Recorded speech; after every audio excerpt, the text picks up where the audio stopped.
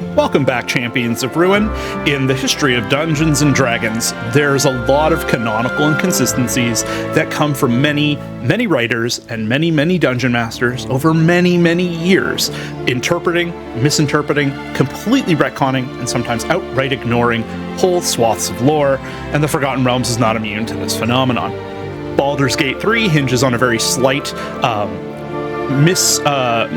misinterpreted or perhaps slightly changed variation of a canon fact in the Forgotten Realms, which is that Mind Flayers have no souls, and that they're converting everyone on Toril into a Mind Flayer will somehow rob the gods of the Forgotten Realms of their power.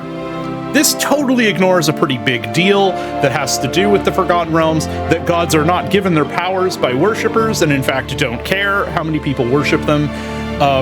They get their powers ordained to them from Ao, the Overgod, who doesn't care about mortals almost at all. Gale mentions him in the game, and it's actually kind of funny that he does, and says it to your player character as if they would know who Ao is, as Ao's identity and existence is kind of a secret or an unknown thing that most common and even most adventurers in the Forgotten Realms would not know, and he just kind of drops it as if it's like, oh, you know Ao, of course you know Ao. Now this isn't totally new. Mind Flayers don't typically have souls after their transformation. They're this soulless, altogether new creature, and one of the reasons why is that the god ILSENSINE, who is the god of the Mind Flayers, partially the subject of today's video, just consumes the soul when upon conversion into becoming a Mind Flayer. Now, the way that they get around this in the game, and by not bringing up ILSENSINE, is there's a pretty good chance ILSENSINE is just dead. There's a bunch of different events that are hard to keep track of that come in the game's 4th edition, where they killed a bunch of gods and a bunch of them came back, and it is a point of contention whether or not at any given point in time any of those gods stay dead. ILSENSINE is probably dead in their version of the canon, so the Mind Flayers likely have no god. But it's weird that they don't bring it up, or that they looked into whether or not they had one. Now, they do bring up Karsus's Folly, which is a point in the plot of the greater canon, which is basically the dooziest of get-out-of-jail-free cards in the lore. It's a moment in time that warps reality at a fundamental level from an extremely powerful caster who basically stole the goddess's Mistral, her divinity, from her, killing her, and then he dies, and all of the stuff he's made, all of the things he's created, basically are all world-shattering artifacts of great power, and his entire civilization is destroyed, gobbled up, and leaves behind ruinous artifacts, ruined cities. All sorts of fun, cool stuff in the Forgotten Realms comes from the Karsus's Folly. In this case, they've invented a new item, which is the Crown of Karsus, which allows them to control an Elder Brain, and the Elder Brain takes on a semblance of divinity, a fraction of divinity. They've changed this from what it naturally would be. Gale basically thinks that this is a piece of Mistral that she's never gotten back as Mistra. This is untrue. It turns out it's a piece of original new artificial magic that is basically a black hole on the regular world, on the regular world of magic. I'm surprised they didn't tie in a Sphere of Annihilation or some other really fun pre-existing piece of lore or material, but it doesn't ultimately matter. But there's a big plot to convert everyone to Mind Flayers and to basically end the existence of gods, but that wouldn't do that, and that's just very confusing. The only thing I can think of is that by using Karsus's Folly, the Dead Three intend to manipulate their nether brain into eradicating the souls of the living, and then they get them instead of ILSENSINE, or that they or that they've used some sort of change on the Mind Flayers themselves through the tadpoles that are created using Karsus's Folly that create all the cool powers that your player characters receive, and would also, in theory, change the kind of mind flayer that they become. So it's very hand-wavy, and really all that not lore-breaking. It's not a big deal. I think that it's perfectly fine. And I think that it's not worth making a big fuss over. Now, why is it important to get through all of that? Well, it's because the subject of today's video in the Champions of Ruin series is playing a servant of a different Mind Flayer who's not tied into the events of Baldur's Gate 3 at all. A Mind Flayer cleric who is stationed nearby Baldur's Gate, who it makes sense would send an agent to investigate the things that are going on. I'm talking, of course, about the cleric Crook. Hello there. Servant of ILSENSINE, and from the original Champions of Ruin tabletop supplement, written by Jeff Cook, Will Upchurch, and Eric L. Boyd. Let's touch quickly on ILSENSINE first, and then we'll move on to Kukul's background and why I think playing as a servant of Kukul will be very fun and interesting if you and 3 other friends sit down and roleplay 3 not good or sort of only tangentially good, maybe even outright evil characters in Baldur's Gate 3 together. ILSENSINE, to start, is a multiversal threat. She is, sorry, I keep saying she. For a long time, I thought that the deity was given female. They're gender neutral. They're a threat to many, many living things, basically all humanoids across the D&D cosmology. While part of the Forgotten Realms cosmology specifically, you can feel ILSENSINE's influence across any setting touched by Spelljammer or Planescape, because both of those settings are tied deeply to Forgotten Realms, and ILSENSINE is one of the big, bad, constant villains of those subsettings. Shortly before 1372 Dale Reckoning in the Forgotten Realms timeline, which is roughly 100 years to 120-ish years before the events of Baldur's Gate 3, ILSENSINE's cleric, Kukul, undertook a holy pilgrimage alone through the Underdark to from parts unknown to the Mind Flayer city deep beneath the Dragon Coast known as Orindal. There, they were rejected by the city's Mind Flayers and their Elderbrain, and was chased off by swarms of charmed creatures and mind-drained thralls, and forced back into the Underdark. They never get a reason why this happens. No one talks to them. No one informs them as to why they aren't allowed to join their hive mind. Believing this to be a test of his faith, Kukul then begins wandering upwards towards the surface in search of a sign from their god. Along the way, he enthralls a powerful stone giant hunter. Interestingly, a name for this NPC is never given. It's assumed that they become lifelong companions, this stone giant ranger, and just doesn't get a name unless it's given in some later adventure. I could not find it anywhere in Champions of Ruin. And while enthralling that stone giant hunter, he was planning on taking over the stone giant tribe that they were a part of, but instead found that they were no match for the liege lord of that stone giant tribe, a lich known as the Dodgecong. After a quick conflict, he then escaped alongside his stone giant friend, and they together conquered a tribe of Grimlocks, who are a species of monstrous humanoids twisted by the latent magic of the Underdark known as Phase Res, and they are born without eyes but are able to navigate using enhanced senses that in the tabletop game is something called blind sight. It allows them to see, hear, smell, and all that normally while blind, and can move around unencumbered. They don't make attacks at disadvantage, all that good stuff that comes with being able to see when you can't actually see. It's a species of daredevils, essentially. Unlike other Mind Flayers, Kukul uses charm magic from his clerical spells, as well as his Mind Flayer psionics, to convince the Grimlocks to join him peacefully. He's not interested in enslaving them or treating them as cattle, and that means that the Grimlocks that aren't charmed by magic see this extremely powerful creature as a welcome new member of their community. A little later on, he takes over a clan of shield dwarves using the same methods, though it is a little bit more haphazard and a little messy. He almost starts a war between his tribe of Grimlocks and this clan of shield dwarves. In the canon, the shield dwarf clan is named the Iron Hands, and the Iron Hands are a clan of Sphere Neblin, or Deep Gnomes, in Baldur's Gate 3. funny little overlap, and I think not maybe necessarily a total mistake.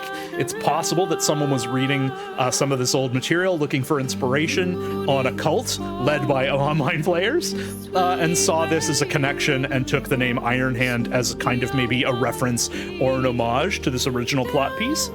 And I don't know which person, Jeff Crook, Will Upchurch, or Eric L. Boyd wrote this, one of the three. I've just paraphrased their words up until now.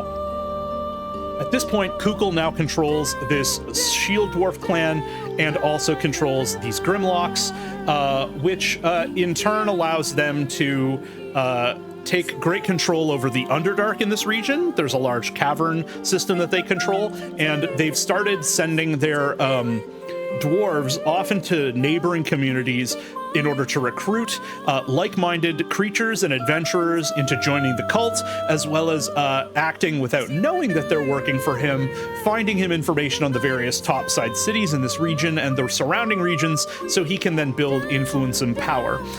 Kukul is very happy to not take over the universe or to create or to recreate the Illithid Empire. He wouldn't mind just ruling a city openly, like the city of Westgate, which is hinted at his ultimate goal in the book. I think at this point in the timeline where Baldur's Gate 3 takes place, the city of Westgate has almost completely been taken over by floods.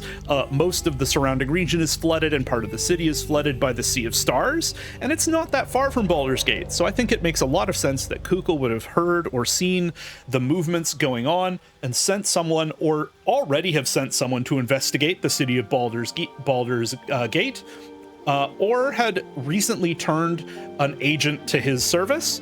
I think that you should play the build as a shield dwarf.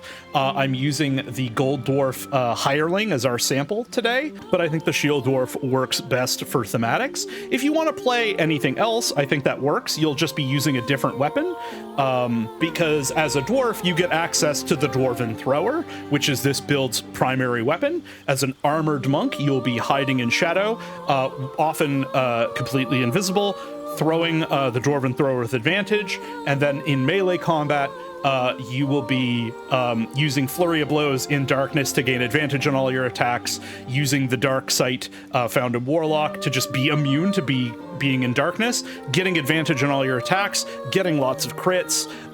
You're a devastating melee build and an above-average throwing build thanks to Tavern Brawler. Because you're starting as a fighter, the proficiencies don't matter as much, and you'll be spending the early game fighting with weapons, and once you become a monk, you'll be able to stunning strike with the Dwarven Thrower, or a big two-handed weapon, or a one-handed weapon with a shield, as you're potentially going to be your party's tank, as well, like a dex tank, or a side tank wearing heavier armor and abandoning your high dex. You will have some very specific stats early on, and you will not be winning initiative. I don't think that's a big deal.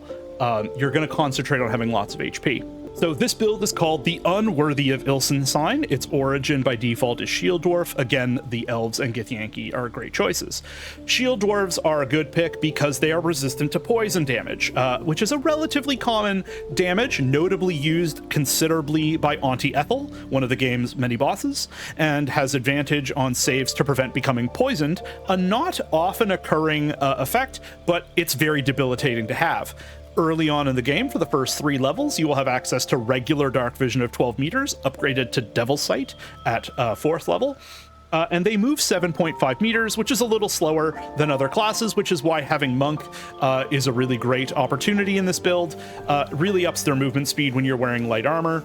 For a background, I think the background you want is Urchin, and the background that's more thematic is Criminal. Urchin will give you stealth and sleight of hand. If you're the higher dex version of this build, you make a good party thief, especially with things like the Gloves of Thievery early on in the game, which allow you to just have advantage on sleight of hand, and you'll be able to pick locks and disarm traps if your party that you're teaming up with doesn't have a rogue.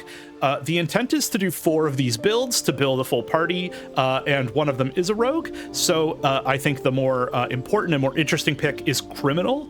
In the tabletop, there's a sub-background under Criminal called Spy. This gives characters deception and stealth. Deception is not important to the non-party face, but it does does give you stealth and criminal fits. For playing by yourself, I would take criminal and then recruit Will and have Will be your party face after a rebuild.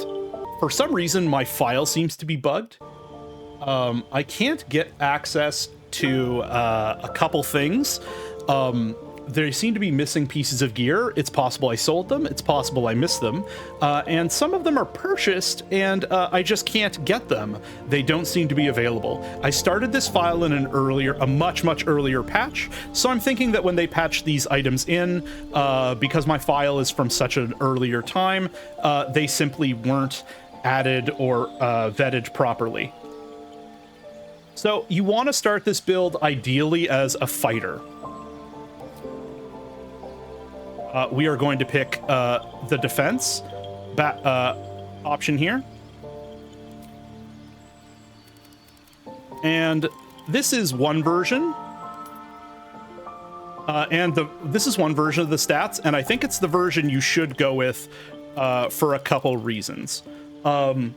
If you're playing as a main character in the first two difficulty modes, Standard and Tactician, it's relatively easy to get a hold of a buff called Auntie Ethel's Hair. Auntie Ethel's Hair ups one of your stats by 1. In that case, if you're doing that, I would want you to start with 15 Dexterity and take a slight hit on your armor class. And you would start with 16 Constitution. And you will start with 17, or sorry, I did that the wrong way.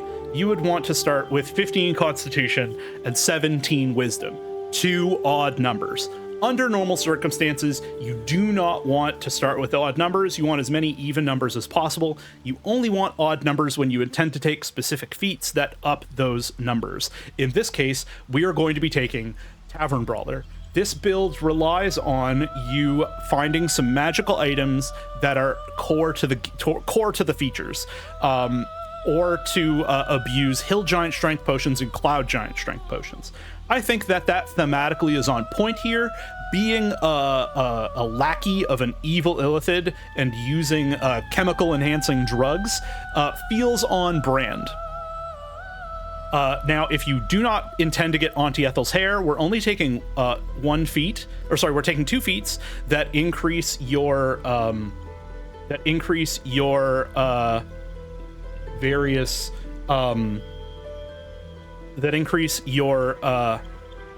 sorry, I'm having some trouble remembering. That increase your stats. We're going to be taking Tavern Brawler, which we're going to use to bump our Constitution up to 15. And we're going to take Resilience Wisdom to bump our Wisdom up to 18. And the reason for this is we will then have an armor class unarmored before any gear of any kind of 15, which is, of 15, yes. And then at the end of it, you'll be wearing a piece of cloth armor that gives you +2, so you have 17. And arguably, either the Cloak of you'll have other things that increase your armor class, which are going to be some magical items, and effects from other party members will be able to increase your AC, but also you'll be spending a lot of time in darkness, where people will have disadvantage to attack you, or you'll be concentrating on protection from good and evil, which give a bunch of the end game enemies disadvantage to attack you even when you're not in darkness, and you're not concentrating on darkness. So it really depends on the party you end up with. If you have someone else who's casting darkness, that will be fine as well. Like I said, you want the urchin or criminal background, and then for your 2 skills, it depends if you want to make this your party face. If you want to make this your party face, you shouldn't. You only have 8 charisma. You definitely want to let someone else do that. You're definitely here to be the muscle, definitely here to be a lackey. You want perception and acrobatics. Acrobatics will be good at keeping you from being shoved and keeps you from falling down on surfaces like ice. And perception will let you not be surprised and spot hidden things in the game.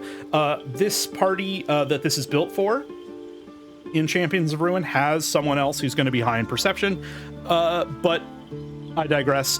Always having multiple player characters have it, very good. It allows you multiple chances to see something in case there's a bad roll. This build gets survival and athletics from its background. You really want those to be different skills. I'm using, again, the Gold Dwarf Hireling, so I don't get control of that. Now, If you started as a warlock, you're gonna go warlock.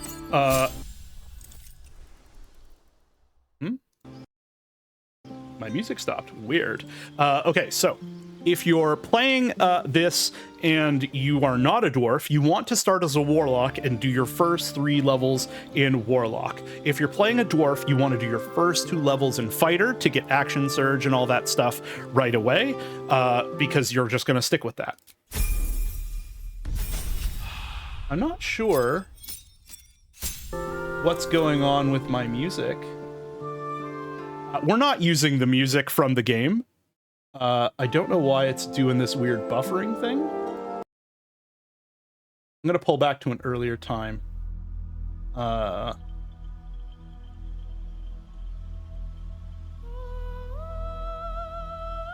Very weird. Don't know why that happened. So you're not going to be a battle master. You're not taking a 3rd level of fighter. We're switching to warlock, and we are going to be a great old one warlock. Because we are fighting in darkness, we will be doing... You know what? I'm just going to ditch the music. I don't think it's as important. You're going to be fighting a lot of things, and you're going to have advantage a lot of the time because you're going to be fighting from hidden or doing it in darkness. This means you will have advantage to a hit, which is twice as many chances to roll 20s. And as part of the gear that we're going to be picking up and using, from an advisory standpoint, you're going to be potentially critting a lot because we're going to be lowering our crit chance using either a potion, an elixir specifically, and a bow, or alternatively, also by wielding a short sword in our main hand that also does this from hidden. So there's just a very good chance you're going to crit, and a very good chance you are going to then cause fear, sometimes fear in an explosive range. If you teleport or move into a cluster of enemies, drop darkness, and crit one of them, they all have to make saves against your wisdom saving throw against fear, which is huge. For cantrips, we are not going to take Eldritch Blast. We are not going to have high charisma. Charisma does not matter. We are not going to take Minor Illusion because we're going to get that for free with our monk subclass. Instead, we're going to take Mage Hand.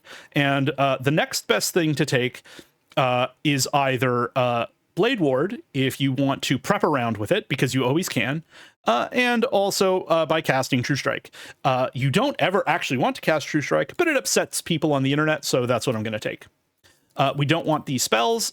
We don't have good charisma, so we're not going to take anything that relies on charisma. We're going to take a great source of damage for our build, which is Hex. It's going to do work through the whole game. There are going to be times where we don't need to hold concentration on anything else, and instead we'll be doing this to make sure a creature has extra necrotic damage. But what's extra important is because we're a high strength build, casting Hex on someone as a bonus action, and then using our action to shove them after giving them disadvantage on either their dexterity or strength saving throws and abilities, means that we will be able to shove people into chasms with impunity. And that is a great way to end some combats or deal with some nasty enemies that don't particularly have great loot, or loot that matters. You never want to shove any of the bosses into chasms. They all have loot that you want to collect. And our other spell that will not use concentration is one of the best spells, I think, in the game, which is Armor of Agathis. We are not going to get higher level spell slots, so we won't be able to upcast it, but having 5 extra hit points on top of the already high hit points we're already going to have, and dealing cold damage to any creature that hits you with a melee attack, I think just a useful defensive measure, and a great way to start every morning with the character.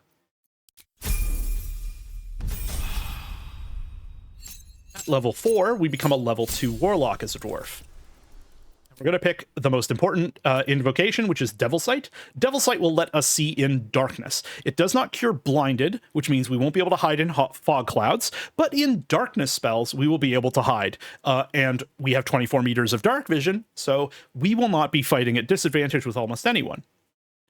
Now, a lot of people are going to take Repelling Blast and Agonizing Blast, but that's not the point of this build.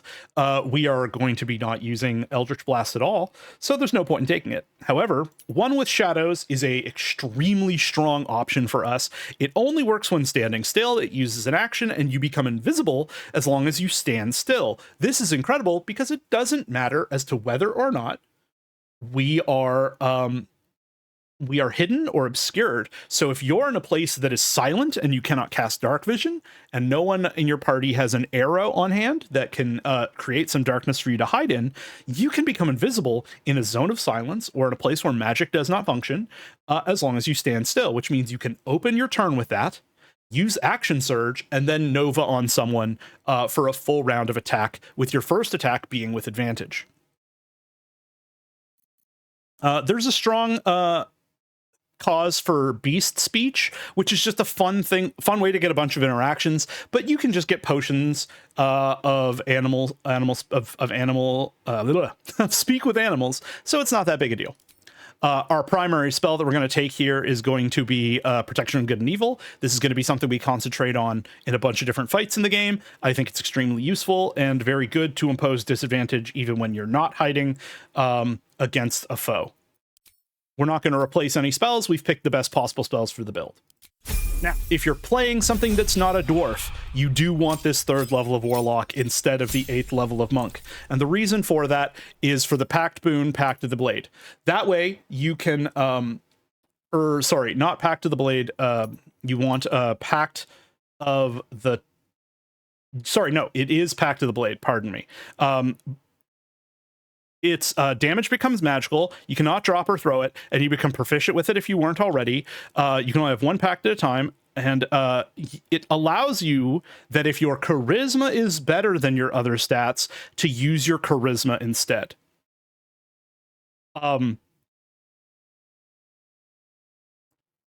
This is basically a way to get the Dwarven Thrower, or to make weapons thrown.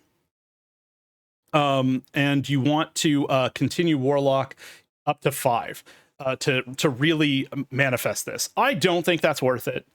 I think it returns to your hand even if thrown, and that's just not here in the tooltip. If you're not playing a dwarf, then there's also a version of this build where you just replace you take the 2 levels of Warlock, and then you sorry, I had this planned out, but it's not written down in my notes. There's a version of this that's basically completely different. That's just kind of any other throwing build in the game. I think you should be doing this as a dwarf because it just lets you do a bunch of stuff that you don't need to take a bunch of class features for. Being a dwarf and being able to use the Dwarven Thrower is what's ultimately the most important thing to this build. Because it allows you to in melee do things like stunning strike. So at 5th level of this build, you want to take your first level of Monk. And at this level, you have likely started venturing into the Underdark.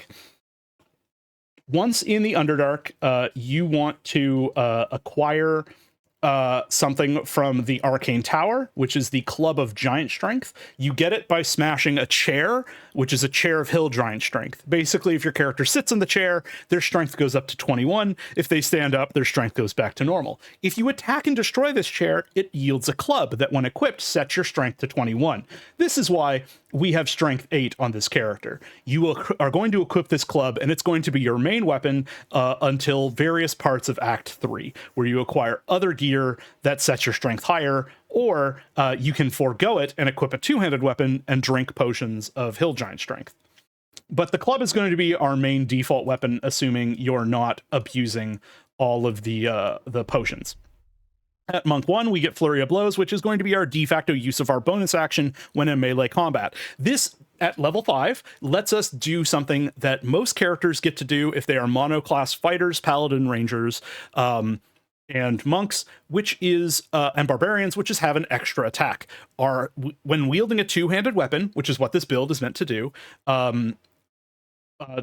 which is typically once it has the strength weapon, or 2 weapons, it is going to Flurry of Blows as a bonus action. If you're doing this properly, you will have an attack with your club. You will have a Flurry of Blows. You will have an action surge, another attack. And that means you're hitting 4 times a round, and you're doing it with +3 from Dex or +5 from Strength if you've got the club. This is a ton of melee damage. You are outpacing most other classes in damage. Monk is very strong in Baldur's Gate 3, and it's because of things like this. You also get a key point, which fuels your flurry of blows, which means you'll be able to do this once per short rest. You get unarmored defense, which means if you're not wearing armor, you get to add your wisdom and your dex to your armor class. Right now, that's 16. That means you can safely abandon most of the game's early game armor, and that money and resource can be spent on outfitting your other characters or by buying Hill Giant strength potions. You get dexterous attacks, which means you get your dex to damage and to hit if you don't have high strength. You are going to have high strength by the level you take Monk, very likely. If for some reason you have not yet found that weapon because you've just been grinding and getting more XP before heading into the Underdark, then you're still just going to be doing pretty halfway decent damage. You're going to have Deft Strike, which means your unarmed attacks are going to do a D4 damage, and weapons that are monk weapons for you, which are monk weapons are those which the monk has proficiency, which do not have the two-handed or heavy weapon properties. You want to wield the Dwarven Throw in one hand with a shield with this build when you're in melee, which is very annoying because you'll lose unarmored defense. But by that point, you're wearing some of the game's best armor that will allow you to wear that armor and get your full dex. So there's kind of an upgrade point where you stop being an unarmored fighter and you lose your bonus mobility. But by that time, you will have an unlimited use bonus action teleport at high end that lets you move from shadow to shadow or into patches of darkness, which I think are very important. And then you are going to get martial arts bonus unarmed strike, making an attack with a monk weapon while unarmed, or while unarmed, you can make another unarmed attack as a bonus action. You won't use this very often, but you'll use it when you're out of flurry of blows, when you're out of key points for flurry of blows. Or if you're using your key points for other monk class features, which will come up shortly. At monk level 2, we're going to get an extra key point. We'll have 2 of them per short rest and unarmored movement. At this point, you're still wearing no armor, which means you're going to jump from what I believe is 7.5 meters.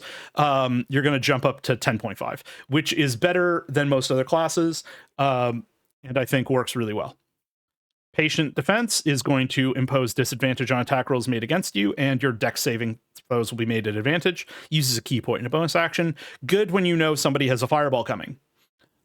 Step of the Wind dash and Step of the Wind disengage just let you disengage and dash without those things needing to take a bonus action, and by doubling your movement speed, which is up to 20 meters at this point.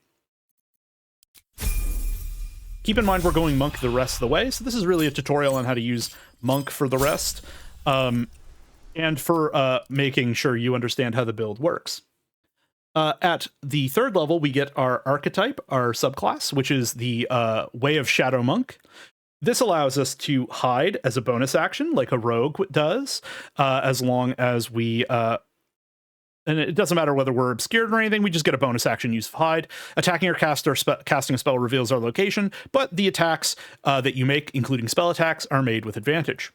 We get Pass Without Trace, which are going to cast whenever you're about to become a scout. It's going to give you +10 bonus on stealth checks. Once you're wearing some of the game's better medium and heavy armor, which you can do because you started as a fighter, that give you full access to your dex modifier.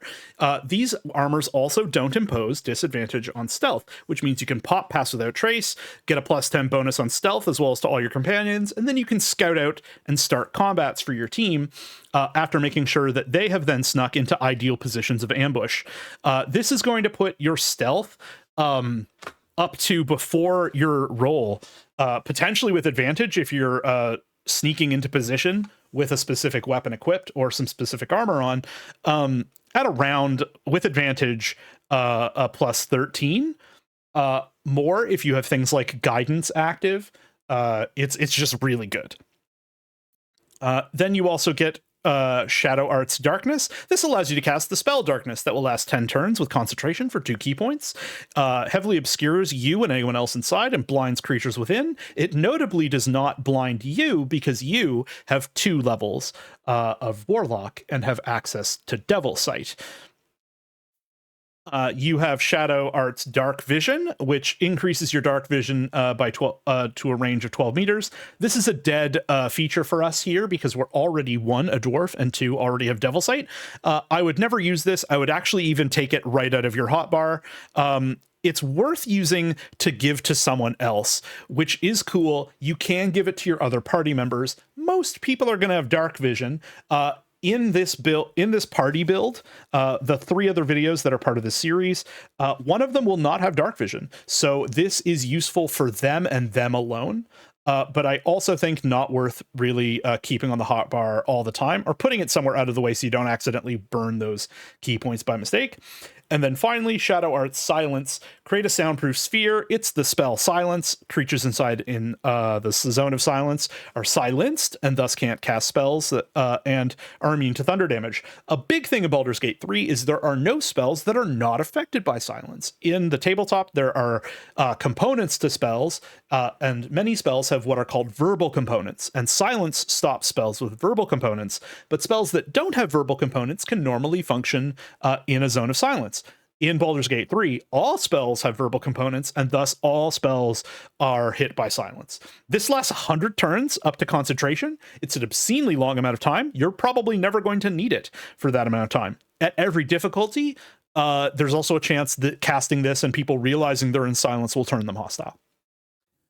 You also gain access to the Minor Illusion cantrip. This is why we did not take it as a warlock. It is an extremely useful lure ability, and other classes will have it earlier in the game. And so it wasn't imperative that you have it, and it doesn't double stack. You would just lose the cantrip slot if we had taken it earlier. So for in a min-maxy way, we did it to maximize our number of cantrips. And you would use Minor Illusion to lure people away from places you need to sneak. Our immediate first feat is, of course, the infamous Tavern Brawler.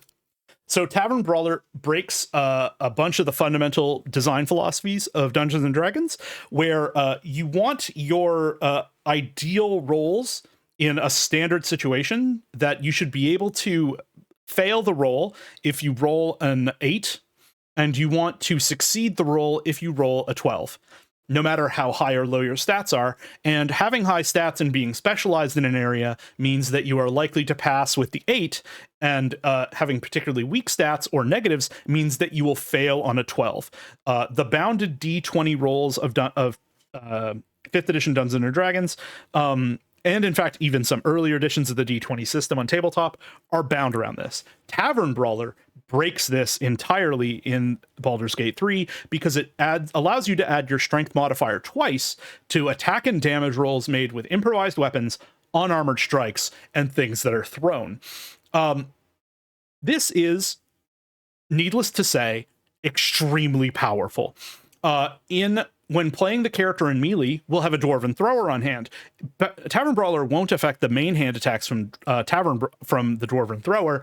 The Dwarven Thrower is just going to do a D8 plus your plus 5 or 6 strength, depending on which gauntlets or things you're wielding, or whether or not you're drinking potions of Cloud Giant strength, arguably then more. But your free Flurry of Blows attack that follows it up is going to be at plus ridiculous. If you have a Cloud Giant strength potion, that's plus 8 normally to hit and damage. It'll be plus 16 to hit and damage with your Flurry of Blows. You will be Novaing with your Flurry of Blows constantly. So you'll be rolling a d6 plus 16 with plus 16 to hit before proficiency, which will be plus 4. So you'll have plus 20 to hit. Your Flurry of Blows will hit nearly everything in the game. One of the best things that this character can do is trigger Flurry of Blows by making a main hand attack against someone in melee, which is just a regular hit. It'll Flurry of Blows to finish that creature off, and then throw the Dwarven Hammer with their second attack to hit someone else. Then they will shadow maneuver their way up to that person and Flurry of Blows again. Or use something like Stunning Strike or some other effect with their action, which also triggers Flurry of Blows. This is just the best way to do it. The Dwarven Thrower is just an incredible ranged weapon, and they'll be doing tons of damage with it. And counts as an attack. So I believe it triggers Flurry of Blows anyway. So we're bumping our Constitution, not our Strength, because Strength is going to come from artificial means. Constitution being high is important for our hit points and for our saving throws of maintaining concentration.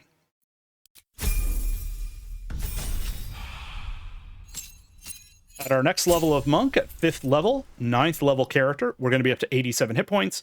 We're going to get an extra attack automatically, which is going to increase our Nova potential for unarmed damage. We are going to get additional key points, and we are going to get Stunning Strike, which will work with weapons or unarmed. And it's going to work. We're also going to get Cloak of Shadows. Cloak of Shadows is an action that lets you become invisible if you are obscured. It allows you to move, unlike the other version that we have from Warlock. This is really great. It works in a lot of the game's underground caves and caverns. Where there's not a lot of sources of light. It allows you to scout in places that other characters cannot, and it is resource free. You can do this without using key points. You just take an action to become invisible. This is incredible.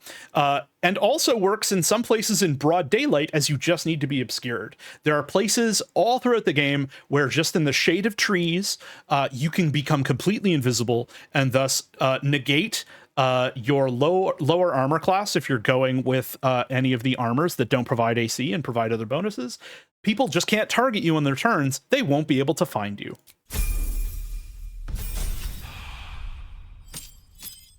At level 10 will be our 6th level of monk. We're just shy 100 hit points. We're going to gain key empowered strikes. Now all of our unarmed strikes count as magical for overcoming damage resistance to non-magical damage. This is a big deal for the late game, and it doesn't matter that we're level 10 and getting it. Most of the things that it matters on won't matter. We'll have magical weapons to use earlier in those fights. Really, we'll be Novaing on bosses with these Flurry of Blows now, and this is very good against those bosses. We get Shadow Step, which also resource-free in terms of key points. It just takes a bonus action. You can teleport from lightly obscured area to lightly obscured area. Afterwards, you have advantage on your next melee attack roll. This allows you to literally teleport about the battlefield instead of Flurrying of Blows. And honestly, the mobility option here is crazy. It doesn't in the tooltip require anything like sight or anything, but sight is required. But otherwise, the distance is insane. It's incredibly good. You get improved on our movement. So again, if you're not wearing armor, you'll go up by 4.5 meters, and you get another key point. At this point, we're up to 6 key points a day, or 7 key points. Sorry, you get 2 at first level. At level 11, we will be a 7th level of monk. We've crossed the 100 hit point threshold, making us officially one of the game's more interesting tank builds. You get Stillness of Mind, one of the best defensive features in the game. This allows you to automatically cure yourself of Charm or Frighten. It just happens. You don't have to do anything. You get Evasion, which means you have basically you take half damage if you fail a Dex saving throw against many of the game's events that cause damage from Dex saving throws, which are a variety of traps, items, things like Alchemist Fire, as well as many spells. And it deals no damage if you succeed on the save, which is a huge advantage. And then you get another key point. And at 8th level, we get our second feat, as well as an additional key point, pushing us to 114 hit points. And that feat is Resilient, and it is for Wisdom. This gives us proficiency in Wisdom saving throws, one of the most important saving throws in the game. Gives +4 by itself at this point because we're at the max level. And then we go up to 18 Wisdom. At this point, we now have, by ourselves, no armor equipped, 15 armor class, 1 or 2 more if we equip any of the game's various robes, significantly more if we're using any of the game's medium armor and shields, and foregoing the unarmored movement.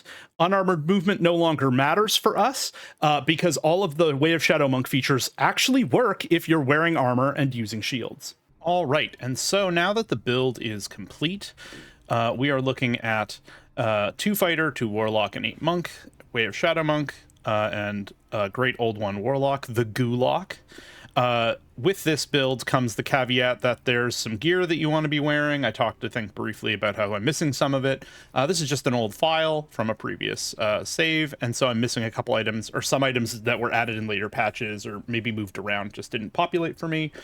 And so what we've got here is the Mask of Soul Perception, the Shadeslayer Cloak, Armor of Agility, the Flawed Helldust Gloves, and the Boots of Uninhibited Kashigo. There's the Amulet of the Harpers, which gives shield and advantage on Wisdom saving throws, Shadow Cloaked Ring, and the Ring of Flinging for our throwing the Dwarven Thrower. a +1 shield, and the Dark Fire Shortbow. The Dark Fire Shortbow, whether you're actively using it or not, gives resistance to fire and cold, giving us resistance to 3 energy types, as well as taking only half damage again if we save a reflex saving throw thanks to evasion. We're effectively almost completely immune to these 2 stats. And these are your final stat spreads. Keep in mind, you will be quaffing a fair number of Hill Giant Strength potions, and in the early game, you'll be using 2 different weapons. You'll be using the Club of Hill Giant Strength, or the Club of Giant Strength, which is found in the Underdark, in the Arcane Tower. There is a chair on the top floor called the Stool of Giant Strength, or the Chair of Giant Strength. When you sit on it, you get 21 strength. If you attack and break that chair, it leaves behind a club that, when equipped, sets your strength to 16. Sets your strength to I believe either 18 or 21. That is the weapon you're going to want to use through most of the game. Before that, you'll be fighting unarmed or with finesse weapons, along with a shield and medium armor, to take advantage of getting at least 2 of your dex to armor class along with a shield. This makes you a great tank. You're going to win initiative a fair amount of times, and your final armor class here is going to be 23, which is excellent. It's going to be a lot effectively higher, one, because we are using the Amulet of Harpers, which means you're going to sometimes have shield up, and you're also going to be in the dark, dealing an extra 2d4 damage, either by throwing or by using unarmed attacks against people in shadow. If you're ranged, you're going to want to use the Dwarven Thrower. Otherwise, you want to leave it off and just have a fist equipped. And that's basically it. The build is done. It's quite fun. Most of the time you're going to spend it completely unarmed, just being a tiny menace. And when you do have weapons, it's going to be wild. Very specifically, you'll note that when you have Stunning Strike, you can Stunning Strike with armed with weapons. And so you'll be doing that a fair amount. And you can Flurry of Blows. You see here that it is 1d6 plus 5 bludgeoning and 1d4 necrotic. Give me a quick second here. Who's got a Hill Giant Strength potion? I feel like the main character does. Let's move. No. Must be Astarian. Don't mind him. I had him a little naked due to due to messing around with another build. At least things have stayed interesting. So now when we look at the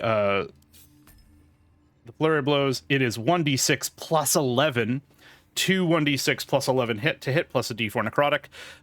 If it's in shadow, it's another 1d4. And then here we'll be doing again, the tooltip here seems to be broken when you've got the Hill Giant Strength. It's not including it. Again, 21 is 5, so it should be 5 strength, 4 from Favorable Beginnings. Yeah, so much higher to hit. And as a recommendation, you kind of Nova out by attacking 3 times.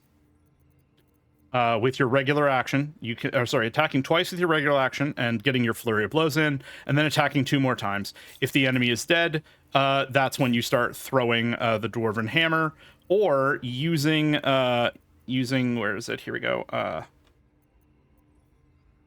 Using Shadow Step in an area that is lightly obscured.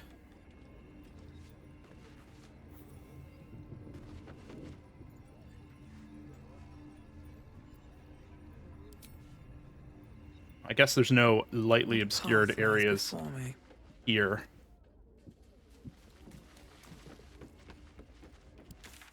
But if we go here to the Basilisk Gate really quick, I can show you, in case you haven't had a chance to play Monk yet.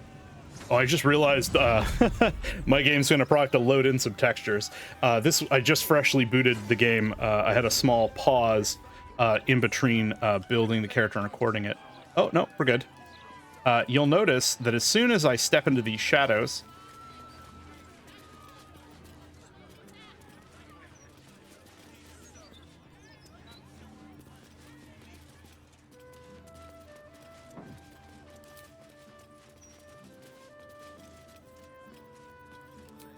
risk being in hide. open view.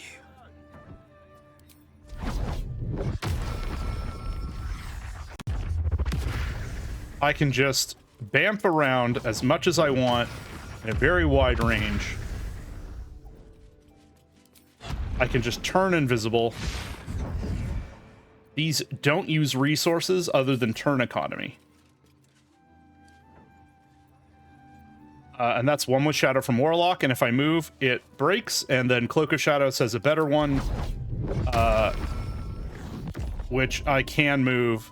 Wonder if the gods are watching me. The difference is, realistically, just that, whether or not I can move.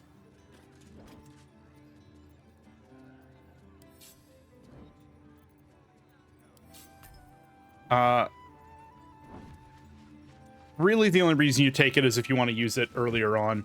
I think that taking beast speech instead is perfectly viable if you want to have fun talking to animals. But for the levels you're not yet a Shadow Monk, getting that early on for those extra couple levels, I think, are really useful. Yeah, that's it. I hope you enjoyed the build and the video, and I hope you tune in for the next one. Our next build will be a worshiper of a dead god, a luck manipulator, the ever manipulative auspician of Taiki. Until then, take care, and I'll see you in the next one.